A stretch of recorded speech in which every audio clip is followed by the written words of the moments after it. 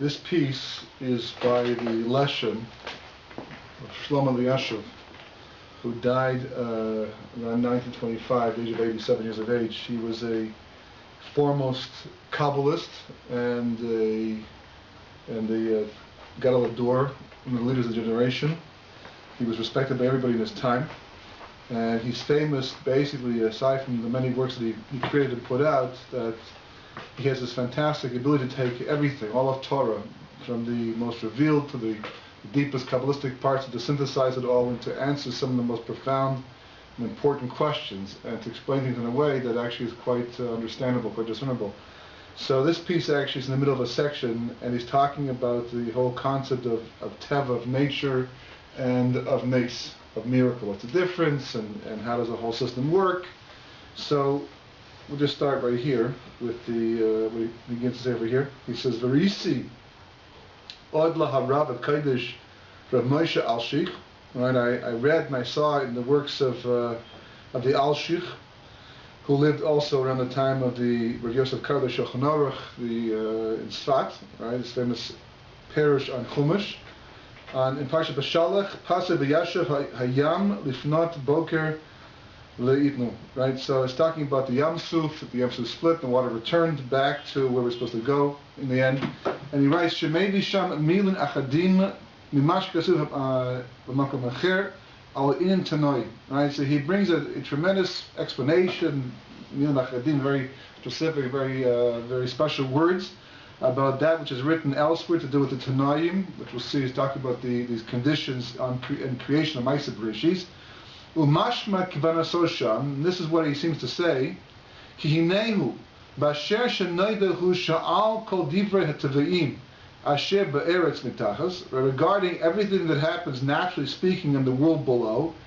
Hine yesh b'shamayim l'ma'al sarim ha'maynim al kol davar v'dav. This is what the Medrash explains, this is what Kabbalah also explains, that everything in the physical world that exists, everything in the natural world, even though it seems to be dependent on it, of everything else, but really everything in the physical natural world has a sar, a ministering angel, so to speak, in Shemayim, who is appointed by God over that specific thing, and it gets very detailed, right down to a single blade of grass. Right, everything has a specific overseer in Shemayim, a spiritual reality, watching over that thing and helping it to survive and to exist. All ability and potential and nature of a natural thing in the world below,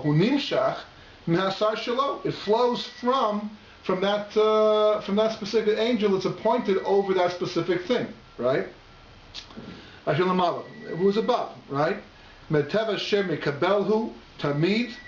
So Mishefa Asher Mekabel Tamid, that this angel is always, he's the one always receiving the Shefa. He gets it from God, he gets it from higher sources, and his job is to give it over to the thing he's overseeing, right? So a sar, a malach, for example, of a river, of a tree, or a blade of grass, gets the spiritual energy for this specific thing to exist and to grow and to continue, right? He gets it and hands it over spiritually, of course, to the thing that he's overseeing. Ad Hamechadit B'tuva B'chol Yom Tamid Ma'aseh Bereshis Yisborach Shemo. And basically, every day he's renewing Ma'aseh Bereshis. This is the process that God uses to send the blessing, the light down to things so they can live and exist. And this has the effect of recreating creation on a momentary daily basis, on an ongoing basis. But also Hashefa Hinehu Chiyuso B'Kiyumo Shel Asar Hamamona Al Zeh. And it's the Sar, this angel, who's appointed over whatever he's appointed, is actually like a middleman. He takes a cut along the way, right? He doesn't simply act as an intermediary to give this thing over like a tube, so to speak, for water to flow through, but rather he also gets his chiyus, his life force, his blessing that will allow him to live, allow him to exist. So God sends the light down to the Sar, he takes a portion of it, so to speak, and he benefits and he survives because of it, and whatever he has to give over, the thing he's responsible for, he gives over down to that thing so it can survive. V'harei kasha lahasar me'od, mishtane eza teva lamata, al yedei nes. And every time a miracle takes place, every time God changes the system, every time God does something that's outside the realm of what's considered to be natural and the the order of things that were set up from the time of creation, going back to that time, right? Every time he does that, it hurts. It's difficult for the sar. It's difficult for the angel who's appointed over whatever that thing is being used for the miracle. Because it's as if God has taken another picture and taken his cut away. It's as if God, because the light's not flowing down through the angel and then more directly during the time of the miracle, he's not getting his cut. God stepped in and pushed him out of the picture, at least temporarily, the entire time that the miracle is taking place, right? And furthermore, he doesn't have a job, right? He has to go look in the help wanted as looking for more work, because basically he's not able to oversee that thing that he's overlooking, right? For example, with the Sar of the Yam, when the Jewish people had to cross the sea, his job was to oversee water, oversee the Red Sea specifically, the Reed Sea, right? And the moment that God stepped in and performed the miracle of splitting the sea to allow the Jews to cross over, miraculously, the Sar had to take a side seat. He had to sit in the sun over there and watch the whole thing happen. He lost out on the light necessary to maintain this thing, and he wasn't really performing his job at that time. This is tremendous. It's tremendous pain for him, because who wouldn't feel left out? Who wouldn't feel that they're being cheated of their livelihood, so to speak? And this is where the concept of a tanai, of a condition built in the creation, comes from. So therefore, because it causes this tsar, causes the pain to the angel, right? Therefore, HaKadosh Baruch Hu, the Holy One, blessed is He, made a condition, right? He spoke to all of creation and all the sarim and all the heavenly ministering angels, knowing full well what's going to happen later on in history. And he made them sign on the dotted line, a contract over here, right? Al kol zeh midchila the beginning, when God first made them, he said, look, you're going to have a nice job. I'm going to feed you, take care of you. Your job will be take care of the grass, you take care of the sea, take care of the mountains, right? But you should know, there's going to come times in history when I'm going to have to change the natural order of things, and it may be full-time, permanent, it may be just temporary in the end. But it's going to cost you. Even if it's temporary, it's going to be painful. You're going to feel left out and denied your daily bread, so to speak. You can't fetch.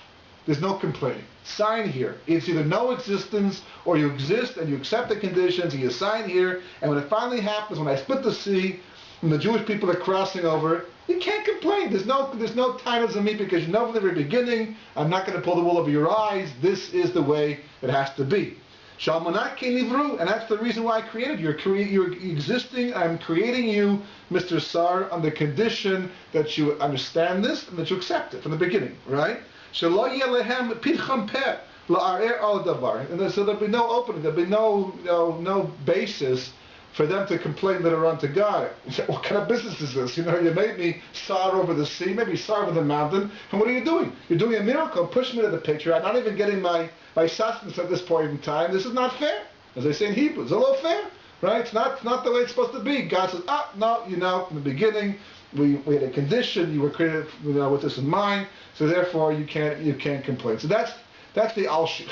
That's the Alshich basically explaining the pasuk based on this idea.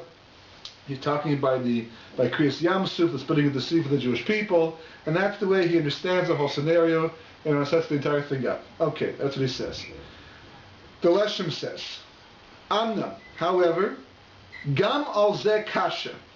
Right, this, even though the Alshich is explaining beautifully the whole situation, it raises other questions, very important questions. Ki harei nodahu shekol sari mala, because it's already quite well known, at least in the realm of Kabbalah, but it's quite well known that every ministering angel in Shemaim, hinei heim misharsav oisu etzonei yisborach shemo. They're always just there to do the will of God. An angel exists specifically as a manifestation of the will of God. Nothing else. He's not a human being, right, who can think he's independent of his creator. He's not a human being who's a bar das, who's got the capacity of free will to do whatever he wants to do, and to complain. He literally go against God. 2 weeks ago in the States, they had Blasphemy Day. Even though God makes man, gives man seichel, gives him his life, takes care of him, runs the world, and in 2 seconds goes zap and take the person, 1 second, goes zap and the person's gone. Still, man has the freedom to complain, to do things and go against his creator, as insane as that might possibly be. But angels don't have that. Angels are not bali b'chira, they have no free will, and therefore they're not able to quit against God, and they're only created basically as manifestations of the Ratzon of HaKadosh Baruch Hu. So how is it possible to assume for 1 second that they can even complain? If that's what God wants to do, now I'm going to split the sea right now, okay? Any complaints? Not from me. If that's what you want to do, God, I'm an angel. I made to do your will. If your will is that I should, watch over the sea, or watch over the grass, or watch over the sky, whatever the case may be, the moon, and take care of it, do what has to be done with this thing, that's your Ratzon. If you're telling me your Ratzon right now, your will is I shouldn't be involved, kol hakavod. That's the way things are supposed to work. No problem as far as I'm concerned. So that's what the Leshem says. V'leihem ne'amar Baruch Hashem malachav gibur koich oisi devro. Right, and the pasuk itself says, right, bless Hashem, or they bless Hashem, his angels, the mighty ones of strength to do his bidding, do his word.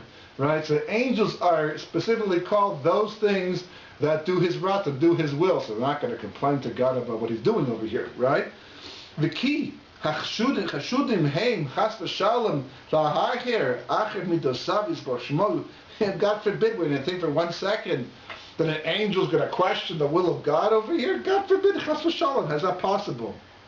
V'amru b'psachim and kuf yud ches amud aleph. Furthermore, right, it says in the Gemara in Psachim on 118a, right, kuf yud ches amud aleph, b'shah Shehipah Nebuchadnezzar Harasha es Chananya Mishael Vazariah L'toch Kishon Ha'esh, the famous Maisa going back to the time of after destruction of the first temple when the Jewish people were in the first exile, that Nebuchadnezzar wanted to make a show of Chananya, Mishael, and Azariah, that you don't go against Nebuchadnezzar, you don't rebel against the kingdom. If he says you do something, you do something. They didn't want to do that, and they were prepared to be Moser Nefesh, to sacrifice their lives al Kiddush Hashem, like Abraham did in fact this week's Parsha Lech Lecha, or Kasdim, right, that he put them into a fiery furnace, and they were going to burn to death. And they were told by, I think Daniel told them, they were told by prophecy that they would not survive, that no miracle would take place for them this time, so therefore they had to do it on the condition, knowing that they're going to die al Kiddush Hashem, but they're not going to be saved. And then of course the Kodesh Baruch Hu performed a miracle because they fulfilled the conditions, right? But they were led to believe that there would be no miracle. They put the Kishna Eish to burn. The Gemara says, Amad Yurkami, right? Yurkami is the name of an angel. He's a Sar HaBarad. He's the minister of hail, right? We don't have one of those in the government, but it's probably a good idea to put one there, right? Lifnei Kosh Baruch Hu, right? Amad Lefnav, right? So he stood before Kosh Baruch Hu, and he said to Kosh Baruch Hu, right, to the whole blessed be he said, Rabbanu Sho'ela, Master of the universe, Ered Vetzanen Es Kishan Vatzil Tzadikim Alalu Bekishan Eish. Right? He said, the angel, he piped up over here, came over to Kosh Baruch Hu and said, I'll go. Right? These are tzaddikim who need a miracle, need to survive, right? So he says, I will go down, and I, being hail, right, frozen water, I will go down, and I will put out the fire in this Kishna Eish, miraculously, and save these holy tzaddikim. That's what he says, right? So the Gemara says, Amar lo Gabriel. Gabriel says to him, right, because they're all sitting around at a conference call over here, so all this malachik which Baruch Hu decided to do with the future of history, to do with these people, tzaddikim, right? He says, Ein gevur social Kosh Baruch Hu bekach. He says, nice idea, right? But this is not really showing the power of the will of God and what he can do in this world. She'ata Sasha Barud, you're the minister of hail, right? Frozen water. But Kol Yudim Shemayim Mekavin Ezeish. Everybody knows that water puts out fire. Now, it doesn't mean it's not a miracle, right? Miracles are a large part timing, not just a question of what's being done, but when it's being done. So for example, that obviously splitting the sea is going against the nature, that's a fantastic miracle. But also if a ferry has shown up that never shows up on time, just as the Jews had to cross the sea, and there's only enough ferries to take the Jews and not the Egyptians, it's also a miracle. It's Hashgacha Pratis, direct Hashgacha Pratis. As David HaMelech said, Me'ez Hashem Ha'isa Zos, he needs Beinain, right? If this thing stands out in our eyes, if an event occurs historically that is unusual, bizarre, mugzam, people People, that shouldn't have taken place. That shouldn't have happened. Where'd that come from, right? People say things like that. Ma'aseh Shem, Ma'aseh Zos. This is the record for Kosh Baruch Hu. David HaMelech is saying Hashem runs the whole world. Everything is a Kosh Baruch Hu. Everything is a Shkacha Pratis. There's nothing the Gemara says that takes place. It's not a function of the will of a Kosh Baruch Hu. But there's times he works covertly, behind the scenes, which we call Teva, we call nature. And there's times he works in a more overt way, which we call Nes, where you can clearly see something's happening here that's beyond chance. There's no chance, so you can't even call it chance. When it comes to God, the odds could be 400 billion to 1 that you succeed, but since God's the one, it's enough, right? That it works up every single time, right? So it's a miracle that water would rain or it would hail at that time. Where's that coming from? The weather report this morning didn't talk about hail. All of a sudden there's a hailstorm out of nowhere, right? And it put out just there about the burn. But that's a miracle too. But people go home. They think, wow, that was amazing how it happened to hail. Just as Michelle is already about the bird. That's hashkacha pratis. That's what they say. Called hashkacha pratis. It's hashkacha pratis. They don't realize that means a nes. They don't say nes. In the people's mind, there's a very distinct difference between hashkacha pratis and nes. There really is not much of a distinction. The difference is that a nes is a higher quality, so to speak, hashkacha pratis. It's more overt, right? That's hashkacha pratis. Wow, that's a nes. That's a real miracle over here, right? Because it goes against the teva. So that's what Gavriel's saying. He says that's not gonna make a big deal. The papers won't give you a big headline for that one. It's like, well, amazing divine providence that these three tzaddikim were saved. But if I do it, he says. Right? He says, Ella, ani sar shel eish. I'm the Gavriel from the side of Gvura. He's the sar shel eish. His job is to oversee fire, to control fire in the world. Right? A raid, I will go down. Right? The karev ifnim, I will cool down from within. V'kedirch mebechutz, and drill through from the outside. I'll create an opening for them to get out of the end. I'll function in two ways.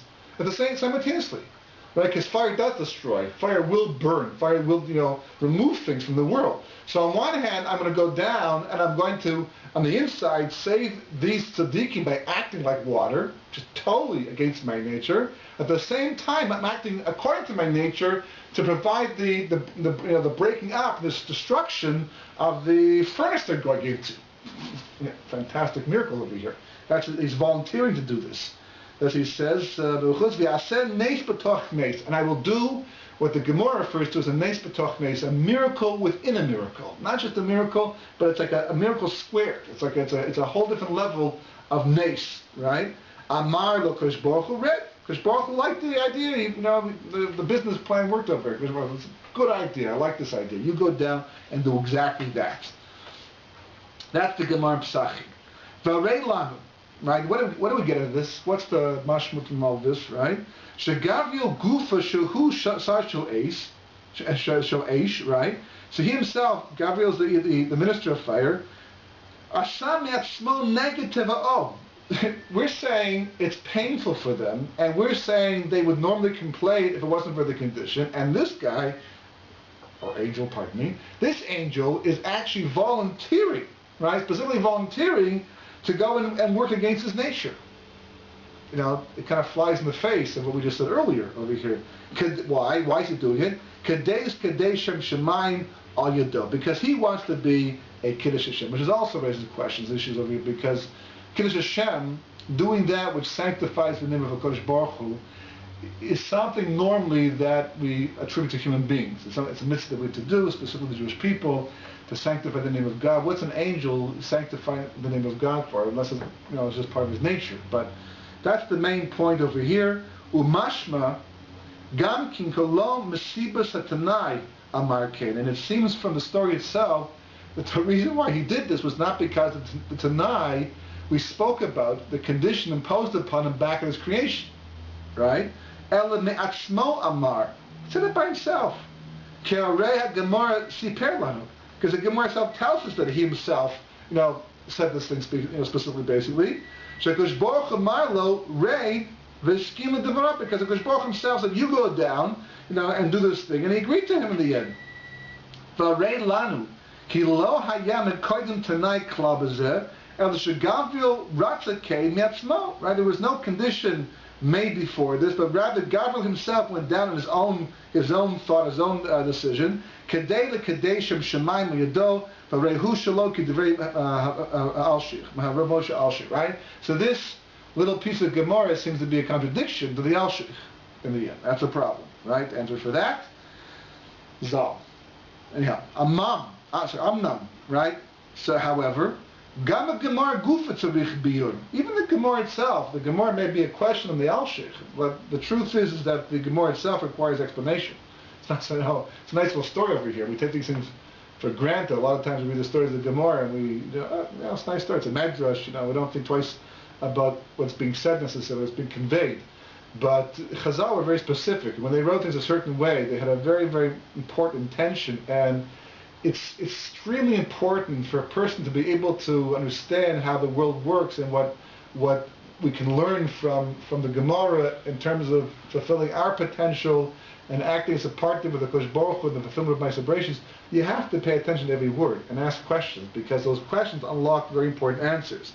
So he says, Ki eich amar Gabriel ired bekarer bifnim. How could Gabriel say that I'm going to go down and I'm going to cool down from the inside? Right? I'm going to put up the fire on the inside and cool the whole thing down. How could he say anything like that? After he's already been created to be the minister of the fire. The kol techunuso the keichu eish. Everything about him, his whole nature's fire. Right? That's the way he is. I don't know if he looks like fire, but he basically his whole character trait, his whole mahus, his whole kivun in existence basically is going to be fire. Where does he get the ability to go against his nature? That's like a person saying, I'm not a bird, I'm a human being, but you know what? Today I'm going to fly. Watch me fly. Be a big Kiddush Hashem who I can fly. You don't have wings. How are you going to do it? For sure, it'd be a miracle, right? But who says that you have the capacity to perform such miracles? Who says? Where'd you get it from, right? So how can Gabriel, whose entire being is fiery, how is it possible for him to actually make a decision to go against his nature? It's a question. It's a question, right? So the truth is that there's another source in the Medrash Tanchuma in Parshas Noach, Siman 10, Yud Mavor. It says, it clarifies, explains over there. Ki gam Chananya Mishael Bazaria Nitzilu Ayidei Kosh Baruch Matzmo. So the Medrash over there says that it wasn't Gabriel who saved them. Kosh Baruch himself saved them. Kosh Baruch himself performed the miracle. Al derech Shem Rebbe Gemar Basachim and Nizkar B'Avram Avinu Alav Hashem. The same way that Kosh Baruch Hu saved Avram Avinu back in his time were Kasdim, that's the same way Kosh Baruch Hu also saved these three tzaddikim. Amnam. But Tanchuma, the Parsha Tetzaveh, however, we're not finished yet. You take the big picture into account. You think you're finished? It's never over. There's always something else. There's always another Medrash. There's always another Gemara. Always some idea that comes seemingly as a contradiction, a stira, to what is being said, right? And you have to resolve it. You have to be machri. You have to bring it all together, because the big picture takes into account all of Torah, and it's all going to fit together. And as you try to resolve it, and you go deeper and deeper, basically it's the contradiction that forces you to develop a deeper understanding of each concept. So eventually you get to the root idea of these ideas, and on that level usually they come together. For example, the Gra, he says, Nefesh HaChaim, I think it's the Ruach HaChaim brings down, B'Shem the Gra, that anybody who says that the Zohar and the Gemara contradict each other, and anybody who's learned Gemara and Zohar knows they do that all the time. There's all kinds of places where they seem to go against each other. One of the most famous ones is what happened on day 6 with Adam eating from the 8th dust of a rub when Cain and Hevel were born.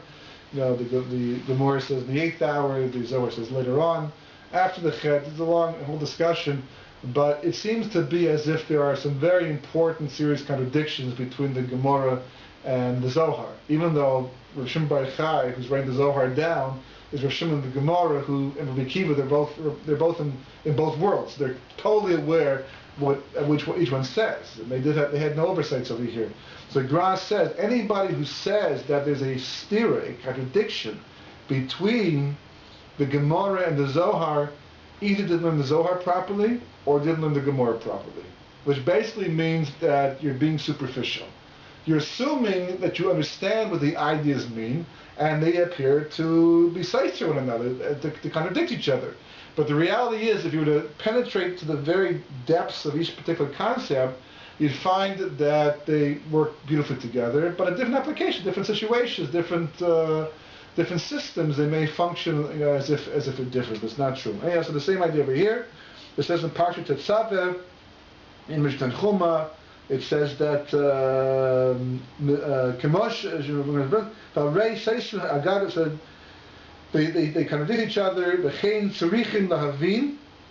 Gam came by Bereshis Rabbah. It's going to be Indian Tanayim, so we need to also explain and understand this whole concept of Tanayim that Medrash speaks about in Bereshis Rabbah, that God made agreements with Maisa Bereshis as to what they would and wouldn't do in history. Shamru Sham Sivisi, because it says Sivisi Esa Or Shalo Tazik V'Chananya Mishael V'Zari. I commanded the fire that it should not damage Chananya, Mishael, V'Zariah.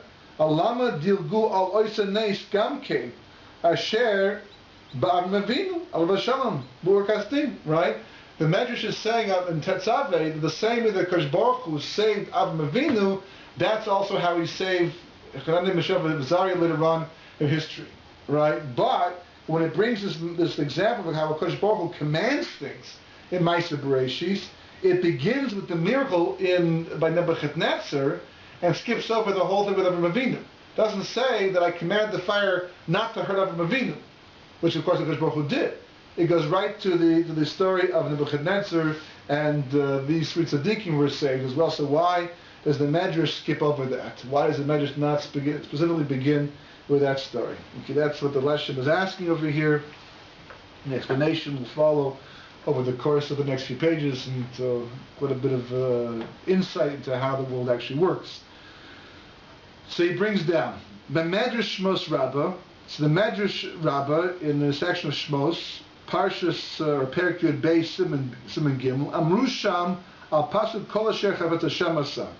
There's a pasuk that says, I believe in Tehillim or Mishlei or one of these Sfarim, that all that HaKadosh Baruch Hu wants to do, he did. Right? If Hashem wants to do something, he does it. In fact, as Chazal point out, one of the fundamental differences between a person and HaKadosh Baruch Hu is that if a person decides he wants to change something, wants to build something, wants to create something, either it doesn't take place at all, his thought process is not enough to give the idea reality, or it takes time till he finally actually implements, and it may not even live up to his expectations what he planned to do. Right? That's by human beings. But Chazal point out that when HaKadosh Baruch Hu thinks to do something, it's done. Period. The Hashem says, let's change the sea. It's done at that moment in time. By HaKadosh Baruch Hu, thought and reality are one and the same thing. Right? So all that HaKadosh Baruch Hu planned to do, he did. He changed. The world is at his will. He can do whatever he wants, whenever he wants to do it. So it says, Amar David Melech wrote in Tehillim, Afal Pi Shegazar, HaKadosh Baruch Hu, right? Even though HaKadosh Baruch Hu was Geyser, it's the pasuk says, Hashemayim Shemayim Leshem, the Shemayim belongs to HaKadosh Baruch Hu, Ba'aretz Nasal Lidei Adam, but the land belongs to man. Right? It's a pasuk we say all the time. We see it also in Hallel, we say it, and that's the idea. So even though HaKadosh Baruch Hu does whatever he wants, there's a division over here, and this also has to do with the logic behind building the Tower of Babel too, for that matter, because God did say exactly that the Shemayim belongs to Hashem, and the people of the generation of the dispersion in last week's Parsha had no problem giving the Shemayim to HaKadosh Baruch Hu. They didn't want the Shemayim. You can have it, it's all yours. We want the earth. We want the world that we live in that controls that, right? The pasuk says exactly that. Right, but there are preconditions, the prerequisites. So it says, "Kishabikesh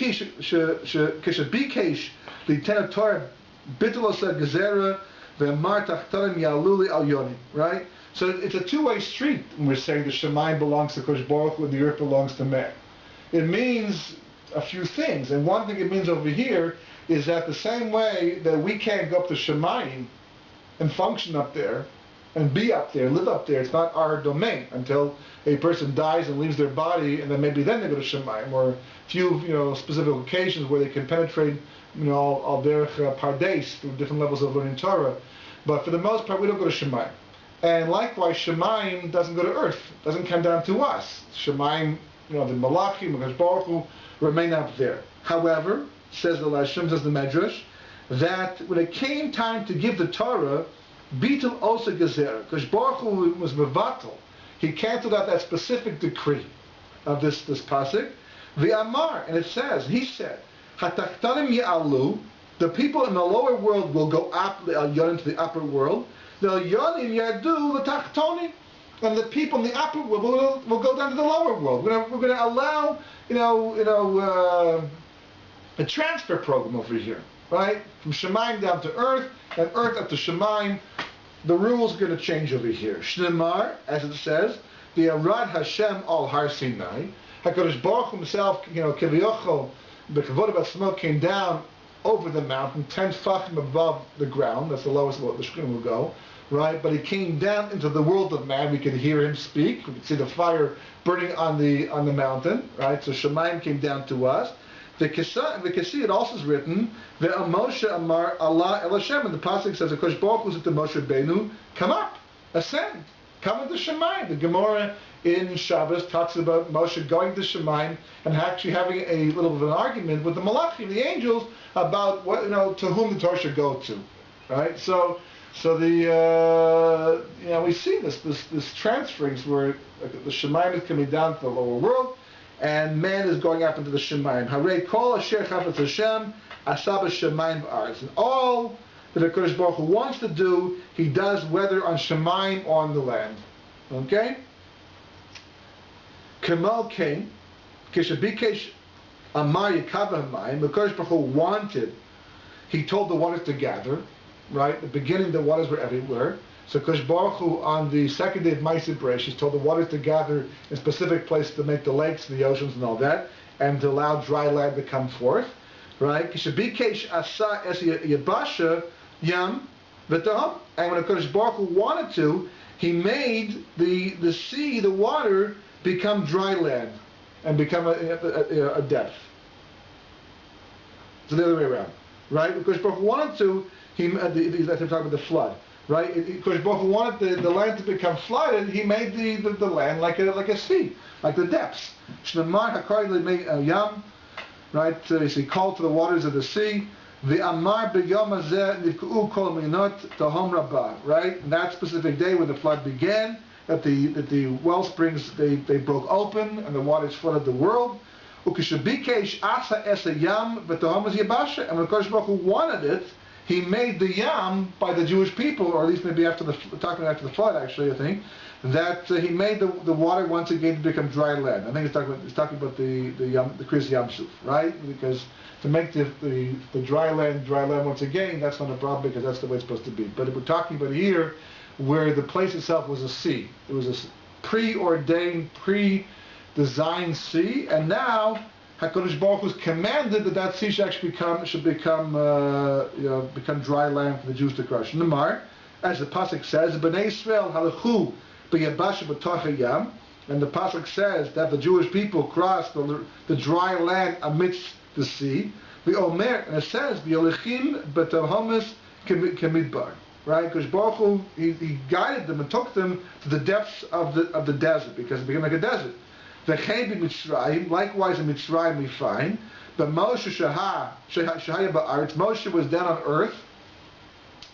Nasan LaRashus Lishlot B'Maisa Shemayim, because Baruch Hu gave Moshe the permission to be able to take control of things that really belong to heaven. It's heaven's responsibility over here. Shnemar, as it says, the Yomer Hashem El Moshe, Nateh Yedecha Al Shemayim. Because Baruch Hu told Moshe Rabbeinu to take his staff and to stretch it over the Shemayim and to cause whichever Maki was causing with it at that point in time, the soot, the dark, what do you call it, the plagues, different plagues that he brought down. And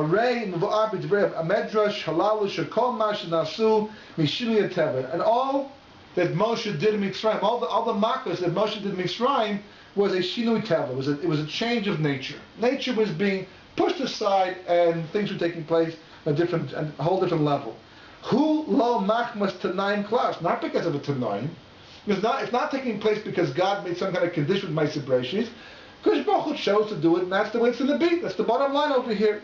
Rather, Because Baruch Hu changes the order of creation at any time that he wants to. Right? The creation, as we say on Yom Kippur, the creation is like, it's putty in Kodesh Baruch Hu's hands. He can do whatever he wants. As the pasuk says, all the Kodesh Baruch Hu wanted to do, he did. Ki im kepashtus the divine the Bereshis Rabbah, because if we're to take the simple explanation, the superficial understanding of the words of Bereshis Rabbah, shaya al kol shinui hateva v'nisim ternayim gezeres mitchila be'es habriya, like the Al-Sheikh seems to say, that every shinui, every change of nature and of the way the world actually works, right, that it's based upon a tanai, a condition made with Ma'aseh Bereshis from the beginning of his creation, right? It's not relevant to throw this pasuk in, but all that HaKadosh Baruch Hu wants to do, he does, because that pasuk implies at the moment. Well, there's no condition over here. There's no agreement. There's no pre-arranged setup where you'll change when I tell you to change over here, because that goes back to the beginning. All that HaKadosh Baruch Hu wanted to do, he does, is talking like present tense, and it's talking about on the spot, right now. So the pasuk and the Medrash seems to be implying that any shinui teva, any change of nature, is not going back to Ma'aseh Bereshis, but is a brand new creation at that moment in time, right?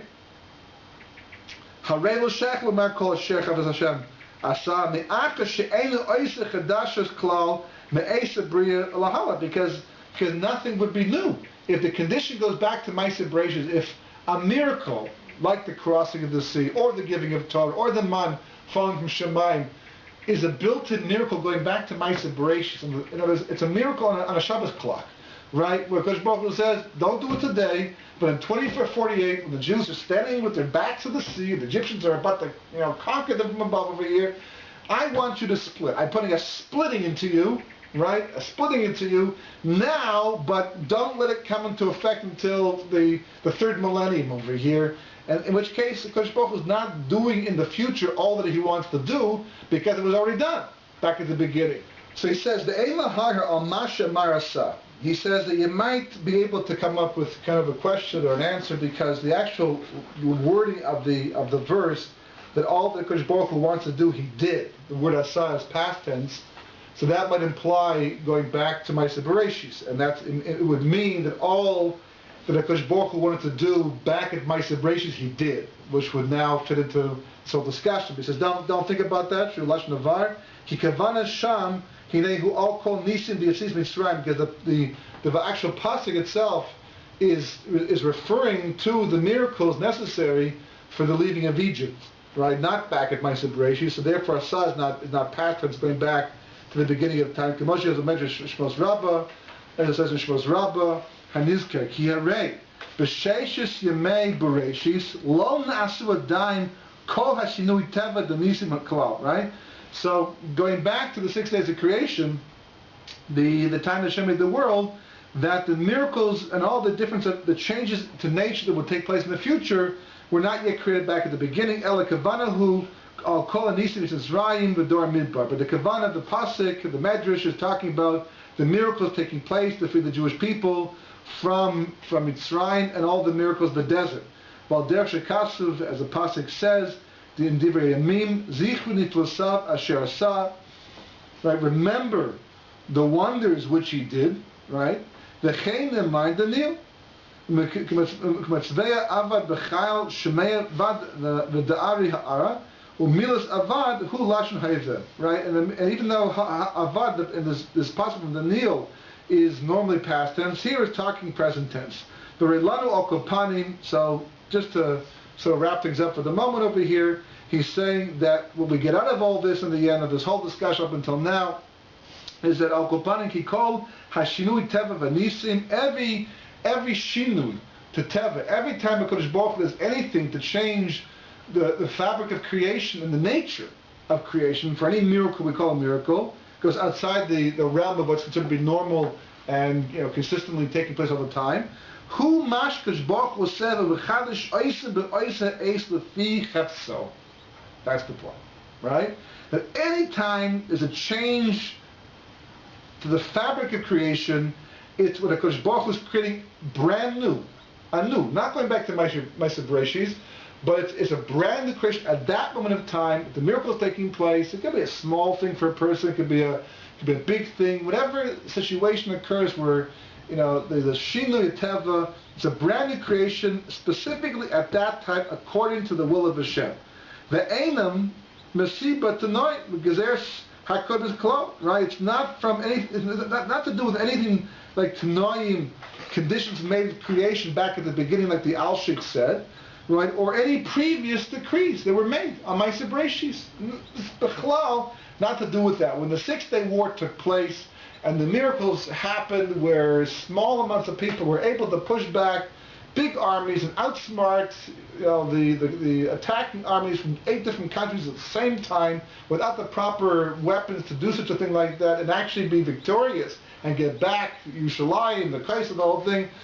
These are big miracles. These were not things set in motion going back to Ma'aseh Bereshis. The Hashgacha may have been like that, but HaKadosh Baruch Hu at that time specifically created a miracle that allowed those things to take place. Likewise, anytime any miracle is taking place on a personal level, on a national level, on an international level, on an interplanetary level, whatever the case may be, that it's a brand new creation taking place at that time. Amnam Pashuhu.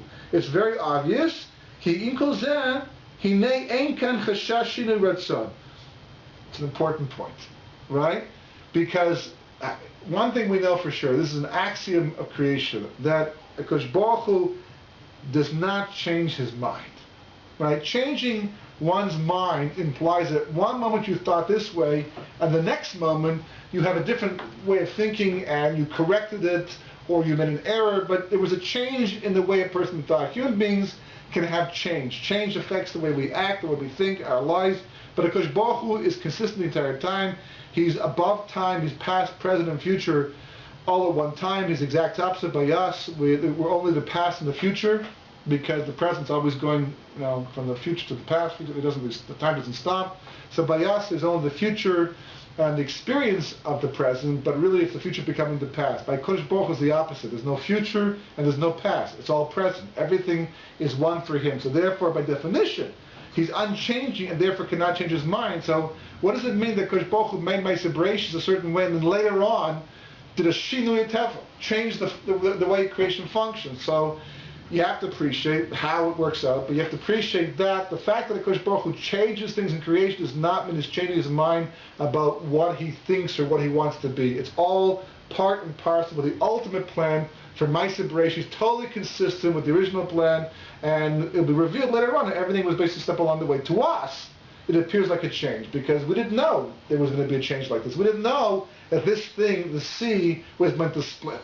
We didn't know that, and didn't expect that, and never witnessed a thing like that before. So based upon that, we would never go looking for things like that. The fact that the sea decided to split might imply that Kodesh Baruch Hu decided, well, maybe water shouldn't always be like water. It should always, should act like land sometimes. No, that it was built in. The Kodesh Baruch Hu understood from the beginning there's going to be a shinui teva. It's not a change to him in the end. He es hakol makif yedi yisor etzonei yisbarach shemo al kol ma shehyah v'hava yeh. Because Kodesh Baruch Hu, his das surrounds, it's outside.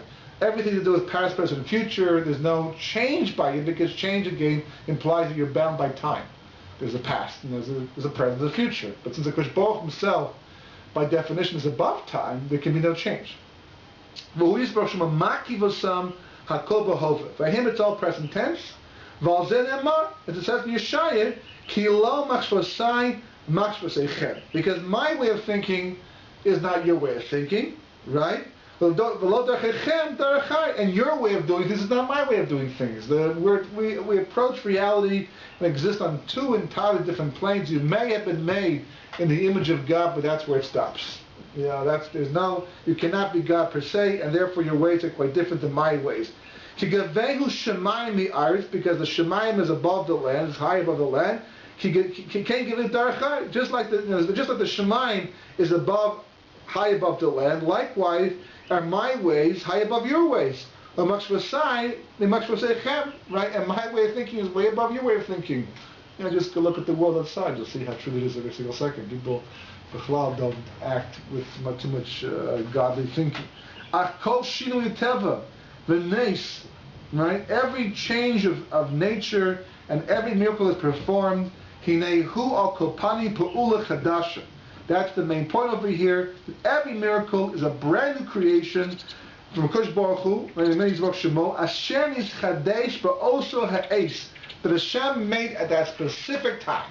Right? So if you want a miracle to happen today to you, it's going to have to be a brand new creation. If a miracle is going to happen for the Jewish people, which we need desperately today for sure, it's a brand new creation. According to Kodesh Baruch Hu's will. Not sitting there waiting in creation. It's not a latent reality that people assume it's just always been built in and now poof, today it's coming out. No, creation is the way it is. Tev is the way it is. Kodesh Baruch Hu comes along and says, change, now. Brand new creation. Brand new water. Brand new reality of water in the end.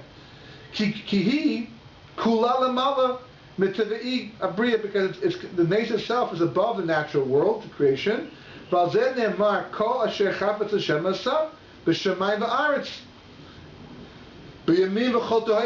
it says. The Medrash is saying that all that Hashem wants to do, He does in the Shemayim and on the land, in the seas and in the depths. What does this mean to say? That the Kodesh Baruch Hu will change them at will. As the Medrash says in Shmos Rabbah, the kol ze harehu lefi kedevrei hamedrash, and this is like the Medrash that says in the Medrash Bereishis Rabbah, in Niskabal Os Aleph, v'rei seisim oisim medrashim zeh. And it seems therefore the Medrashim seem to contradict each other. The one that says that Hashem made a Tanai with creation and seemingly implying that all miracles were built into the creation, to the Bria, back at the beginning, and they're going to show up later on at the proper time, and therefore the Sar who is appointed over them cannot complain to Hashem that I didn't know this was going to happen, I didn't know this was part of the fine print, they wouldn't have signed on in the first place, don't do it to me, ouch, it hurts, not Tanai, such thing like that. And this Medrash seemingly saying it's just the opposite. There's no Tanai, there's no condition. The creation basically is like potting the hands of Kodesh Baruch Hu to do with it what He wants at will, and He does do it with what He wants at will, and it's always flexible and nothing to do with Tanai whatsoever. We're going to have to see the resolution of these two Midrashim. Of course, the resolution always yields a fantastically new and important insight into creation, which we'll have to see this Hashem next time.